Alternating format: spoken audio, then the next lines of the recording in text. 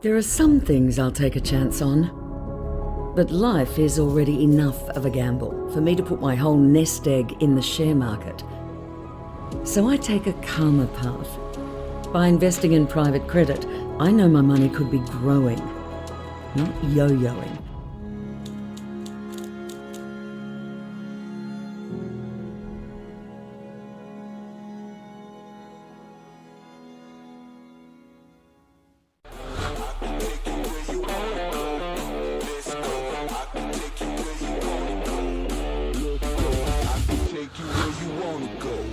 From Barangaroo Studios, the AusBiz COB is the key stuff you need to know about the day in business and finance. Welcome to the COB. I'm Juliet Sarli. Lovely to have your company this Tuesday afternoon. Let's have a look at where the local market is finishing out the day's trade. And we are higher by around 1/3 It really has been thanks to the rise that we've seen in commodity markets across the board, particularly that resumption of steel production in China.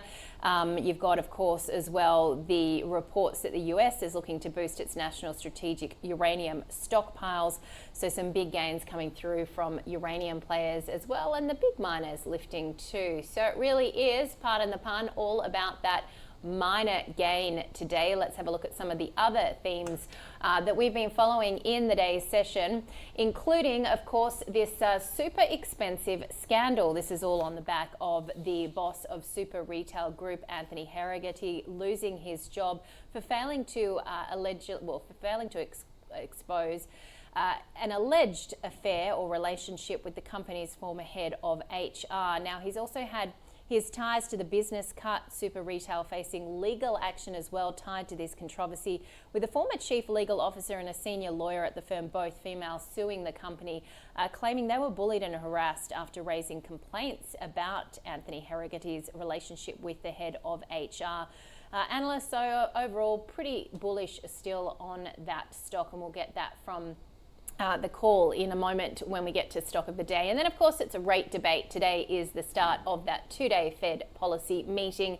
We know a 25 basis point cut is definitely penciled, if not written in pen, but will it be even bigger? And of course, all eyes on Jay Powell as we really look at that battle between what they're looking at in terms of the jobs market and inflation as well. Let's get to some of the sectors of the day. I mentioned that the uranium players were very solid today, but coal as well. We're going to talk about commodities in detail shortly. Yancoal up 2.5%, New Hope up by 5.6% today. Some of the consumer stocks that we're looking at, Harvey Norman had a good day. Super Retail, of course, under pressure on this CEO scandal. And there's a few other retail stocks, but let's get to the healthcare sector as well. And that certainly weighed today, with CSL dipping amid news it will invest up to $760 million in the Dutch biotech VarmX. Some of the other corporate stories that we are following today include that CSL story, and also I mentioned their New Hope. Look, it actually posted a near 8% drop in annual profit, but it did up its dividend, shares up by around 6%, and then you've got the coal story as well backing that. We've touched on Super Retail, Sigma Health there as well in focus. It's got a new CFO, I believe. And Doug Technology having a good session there, up by some 17%, and that was thanks to a broker upgrade to its contract value. All right, well, on a day when commodities are barreling higher, good day to welcome Jonathan Takadina from MPC Markets. Hello, Jonathan. And thanks for having me. So let's start with uranium, because this is quite extraordinary. Basically, US policy here boosting a lot of the uranium stocks. Yeah, absolutely. So the Secretary of Energy, Chris White, he's a known oil and gas guy. So basically, if they want AI, they've kind of just figured out that we need power. It's a very power-hungry hungry technology, and they want to be the leaders in that. So they need power prices lower. Easiest way to do that is, obviously stockpile uranium and approve more nuclear power plants. So you saw stocks like Oklo, which actually has technologies that are small modular reactors. They shot the lights out last night, and actually uranium and the spot uranium all rallied last night. Look at our market today. Paladin got a $300 million cap raise, And then Boss Energy rallied, and I think that's a 2-day rally on Boss as well. So even though some of our names have sort of underperformed, say Cameco, I still think there's a lot of value in the uranium space here in Australia. So that's what I was going to ask you in terms of whether or not you see further upside coming through here. Yeah, well, basically policy is we want more, and that's basically more power. I think that's the old Tim the Toolman thing, more power. So if you want to go down the scale, what you want to probably try and look at is, say, some of the natural gas plays in the US as a sort of like a gap fill. But then, if you want further ahead, obviously names that are in the uranium space. So, we had those massive deals that Microsoft, Amazon bought, pretty much the power generation for the next 20 years from some of the nuclear producers there. So, yeah, absolutely. There's more upside coming in that space. Sorry, I'm trying to get that strap that's got an error down, but instead I'm just waving at the audience. Hello, everyone. Okay, let's talk then as well in terms of what we've got going on with coal, because that was another big mover there. Yeah, absolutely. So that's been sort of just beaten down. It hasn't really fallen to bits, but basically it's just hovering around that $100 a tonne level. Now with the news that China wants to up their steel production, obviously you need coking coal to brew that, and we've had a jump there. If you have a look at I'm a charts guy, coal's kind of just butting their heads around that 107, 108 level, and it's been sort of butting that level for a long, long time. I think if it finally breaks out, we could see back to 200. So I think there's still a lot of value in the coal put names here. Yeah. I think New Hope went ex-div today, and it's still up today. So it just shows you that, that's the kind of move that we can see. What you have to remember as well is that the commodity space in general is still very cheap, but it's still very small compared to, say, the banks. Obviously, you've got the larger names like BHP, Rio, FMG sort of dominating the space. But if the money were to flow into the coal names, that space is quite small. So it can still move quite a lot from here.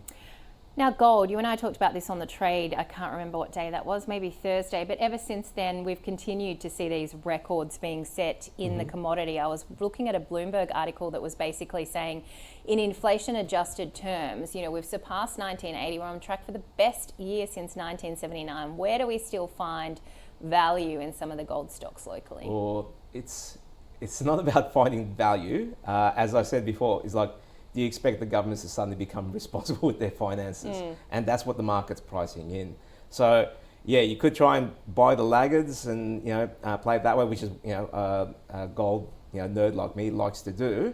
But just in general, you need some exposure there. Well, I think what this commodity sort of rally today is sort of highlighting is that it's all about assets. It's all about actually holding assets that gain in value against a depreciating currency, or just fiat in general. So you need to hold assets, and it's kind of like a race. Like sometimes tech will run harder, sometimes commodities will run harder, but you just need some exposure, and sometimes commodities have their day. And on that tech front, I mean, huge big moves on Wall Street. Pretty much every Mag 7 company garnering headlines. Alphabet just hitting the $3 trillion club as well. So it doesn't look like that thematic is dying off anytime soon. No, well, I mean, like the Oracle announcement just kind of tells you, like, we can't keep up with demand. So, obviously you've got one side where you're trying to power AI, and then one is where you're actually trying to build the chips and the infrastructure to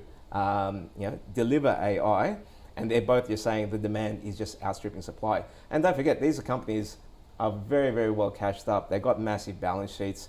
So when they say they're going to deploy the capital, it's all about just finding out where that capital is going to go and finding those companies, because that thematic, it's got a long way to play out. And so more broadly, particularly as we look ahead to the Fed expected cut, I mean, this has been a really bullish time for markets in a month when we were told September was going to be tough. Yeah, well, I remember it was like maybe the first or second day of September. That was the thematic. It's like, oh, here we go. We've had a little dip here. I think we had a little pullback in our markets, especially with that strong GDP number. But that was it. Basically, ever since that moment, it just bounced from there. And I think it's just that thematic where, look, the market's pricing in cheaper funds, cheaper cost of money, and that money has to go somewhere. You're not going to get the yield from the bond market, so it's chasing actual capital gains in the stock market, and that's where it's going. All right, Jonathan, always a pleasure. Thank you so much. Jonathan Takadina from MPC Markets, talking through the day's action and particularly all those big moves that we've saw in the commodities market. Now, we were talking about the scandal at Super Retail as well, and the stock of the day was Super Retail Group, and Andrew was joined on the call by Michael Wayne from Medallion Financial, Zach Riaz from Banyan Tree Investment Group on their thoughts on the stock.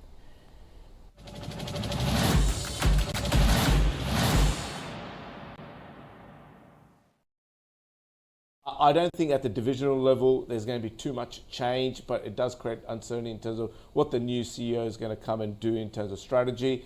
That could be mitigated a little bit by the board will have particular caveats around what the new CEO needs to do. But look, overall, like you said, the results were okay. Trading updates were okay. We wouldn't be selling it on the back of that, but it's going to certainly provide a headwind of sorts whilst they work through this. I'm going to go a hold on it. That's because the momentum's definitely improving, the environment's improving, the competitive pressures are subsiding. So, at an operational level, they should be moving into a bit of an easier period. And if it's a company that's done as well as they have during what's been perceived to be a tough period for retail, then they should be able to make hay while the sun shines and conditions improve.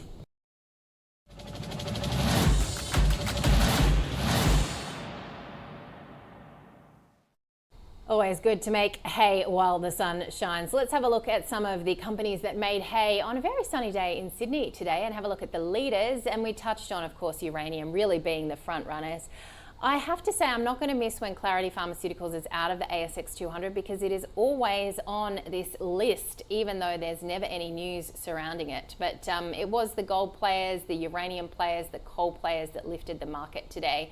To the downside, let's have a look at the laggards, and we've touched on Super Retail, Bapcor also under pressure, along with IDP Education, GYG, WiseTech Global, and I should note Qantas as well, I think, as it was trading ex-div.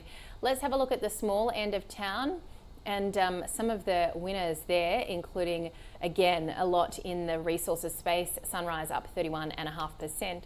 To the downside, the laggards in the small cap space were some of the other mineral stocks, including Native Mineral Resources, down by some 7%. All right, it's all about the Fed kicking off its two-day meeting tonight, and all eyes on Powell for what he will say at the conclusion of that. We also get US retail sales for August, import and export prices for August, and US industrial production. Tomorrow, we have the RBA's Brad Jones speaking, the Melbourne Institute leading index, and a fair few other companies tracking ex-div, including Auckland Airport Flight Centre Ingham's and ServiceStream that, of course, had a huge run-up last week. Let's recap, though, where the market has finished and boosted by these mining players, up by 1/3% to finish out the day's trade.